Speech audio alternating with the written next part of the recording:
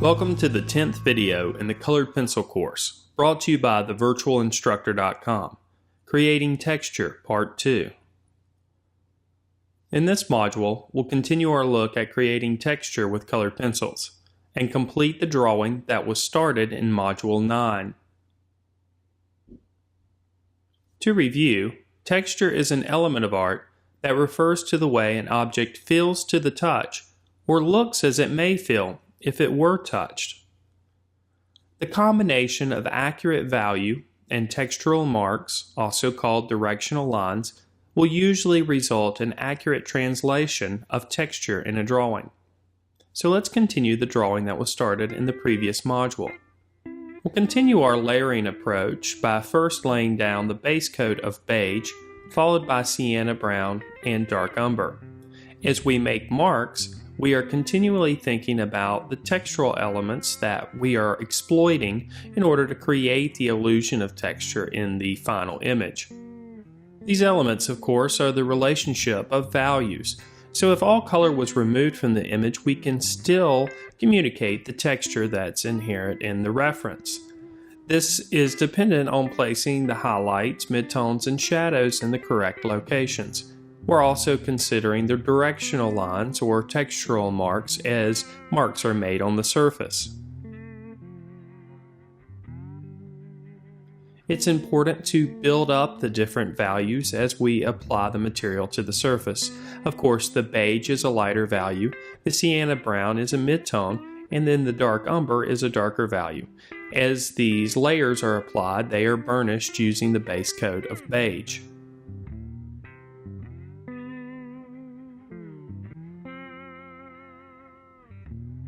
Work continues downward, paying special attention to the lines and different values that are observed in the photo reference.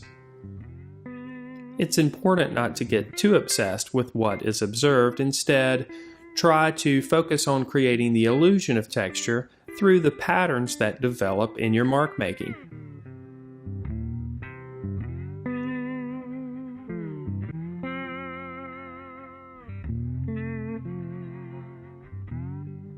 To accentuate the illusion of depth or space in the image, the textural marks will fade or become less defined as work continues down the posterior end of the dog. This means that there'll be areas of lower contrast between the values. Lines that are used to create the illusion of texture also become less defined. By creating areas in the drawing that are more detailed and less detailed in areas, we can create an area of focus or a focal point.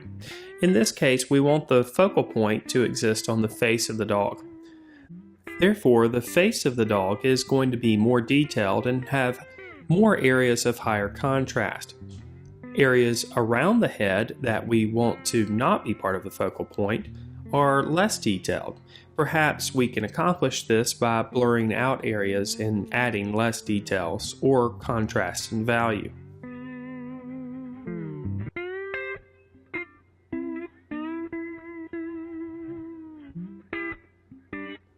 Even though these areas are not areas of focus, we're still going to use the same layering process to apply the colored pencils, with the exception of the fact that we'll use less dark umber in these areas.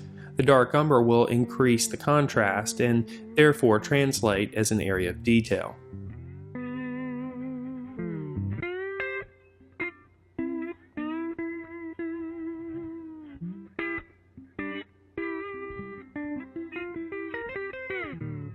Next, it's time to move on to the nose of the dog. This area has a large concentration of darker values. There are, of course, subtle changes in value that exist here. For this reason, we're going to slowly build up the darker value. We're careful not to get too dark too quick. To avoid getting too dark too quick, we'll start in the areas of darkest value, in this case the nostrils. These areas are made dark by first layering dark umber followed by indigo blue. Then we'll start the process of building up the value gradually around the outside parts of the nostrils. There are areas of highlight that exist, so we'll be careful not to apply the colored pencil material in those areas. As the shape of the nose develops, we can help define it further by bringing the fur color in a bit further. This is accomplished with beige, sienna brown, and a little bit of dark umber.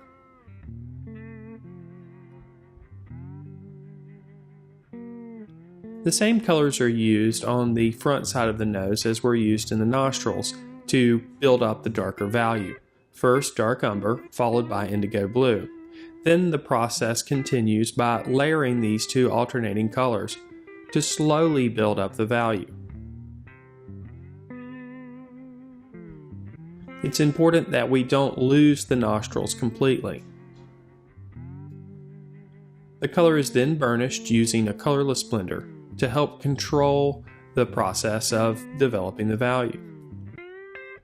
The highlights are touched up here with a bit of white, and white is used to burnish the colors that have been added to the top portion of the nose.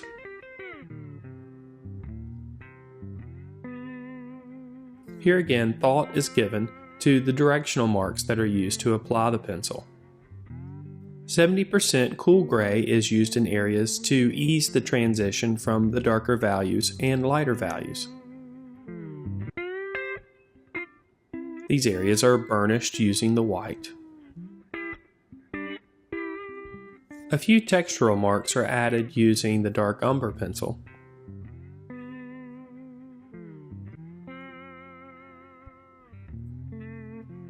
Cloud blue is also used in areas to cool down the overall temperature of the nose.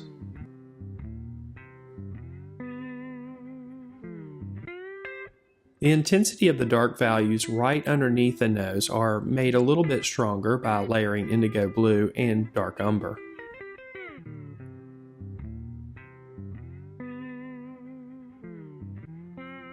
Next, work continues on to the mouth. In the case of the mouth, we'll create an entire underpainting using dark umber and then layer colors directly on top of that underpainting. As the underpainting is developed, more pressure is placed on the pencil in areas where the value is darker. Of course, less pressure is placed on the pencil where the value is lighter. It's important to pay special attention to the areas of highlight that exist in these areas. Since we want the area of the mouth to translate as being wet, we want to make sure that we preserve areas of highlight by not adding any of the colored pencil material in these areas.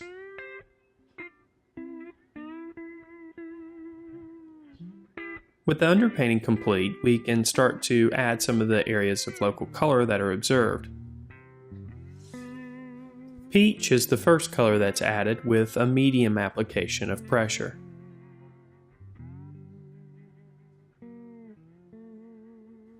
Blush pink is added next.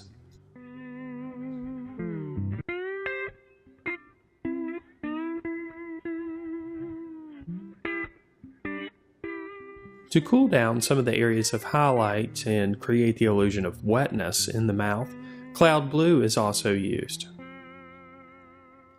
The combination of cloud blue and the blush pink will mix to create almost a purple color.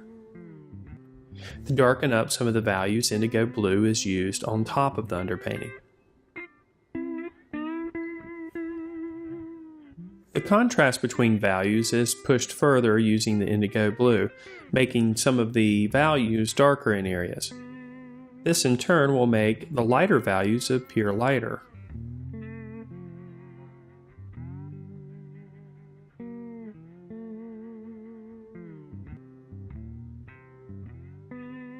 A bit of coarse shadow is added inside of the area of the teeth using the dark umber.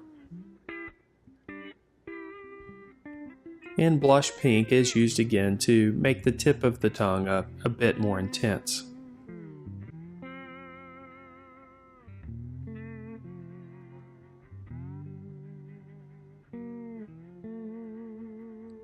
Areas of color can be burnished using the white pencil,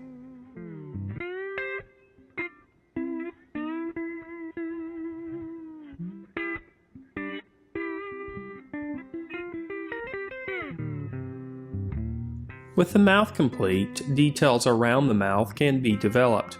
Again, our approach to layering beige, sienna brown, and dark umber continues here as well.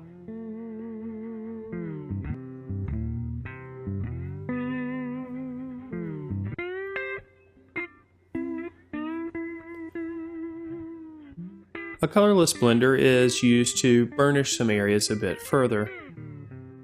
Indigo blue is used in various areas on the fur of the dog to make the contrast between the values a bit stronger. With the dog complete, we can start work on the background. We'll start by adding textural marks using olive green. Here again, varying the amount of pressure that we put on the pencil according to the intensity of the color or the darkness of the value.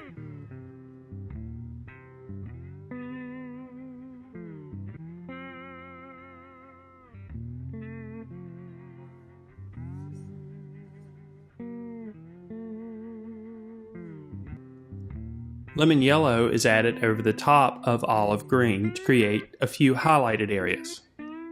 To add more depth to the color, lime peel is used in areas.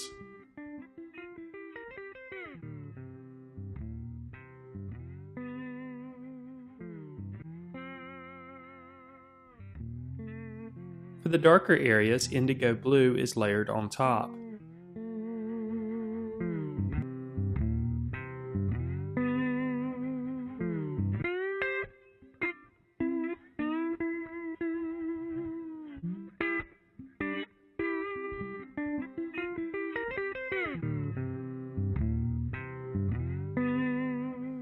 Cream is used to burnish areas and to create a smoother transition between the darker areas of green and the lighter areas of yellow-green.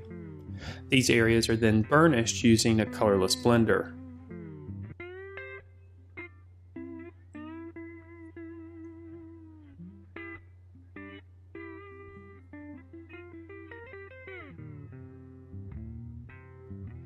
Next, work progresses to the fence in the background. Dark umber is used to create the lines that are created by the different slats in the fence.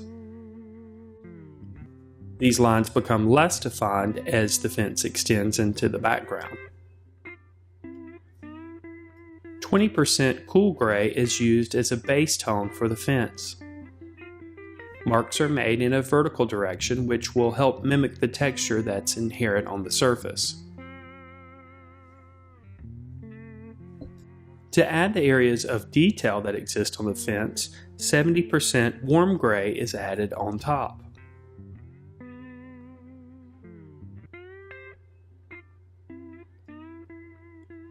Dark umber is also used to push the values a bit further and create more areas of detail.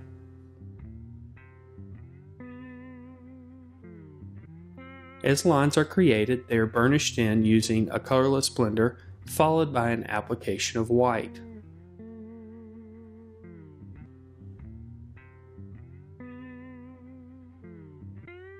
This process continues all the way back to the end of the fence.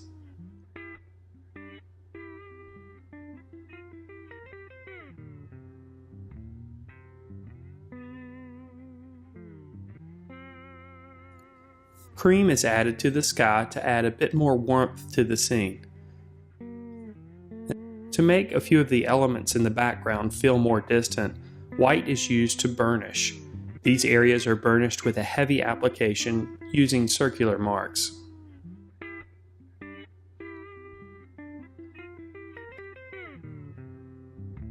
The same process is continued on the fence.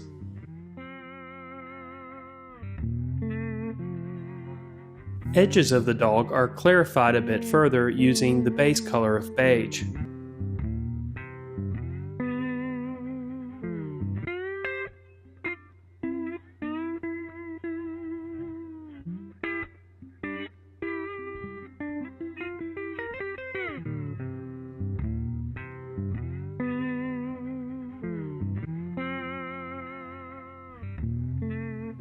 Cream is also used since it was used in the background and it helps harmonize the foreground with the background.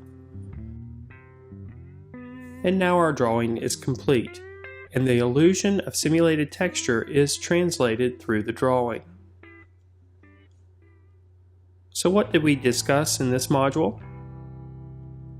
We continued our look at creating the illusion of texture using colored pencils through the use of contrast in value and accurate values, as well as creating directional lines or textural marks. In the next module in this series, we'll begin our look at landscape drawing with colored pencils.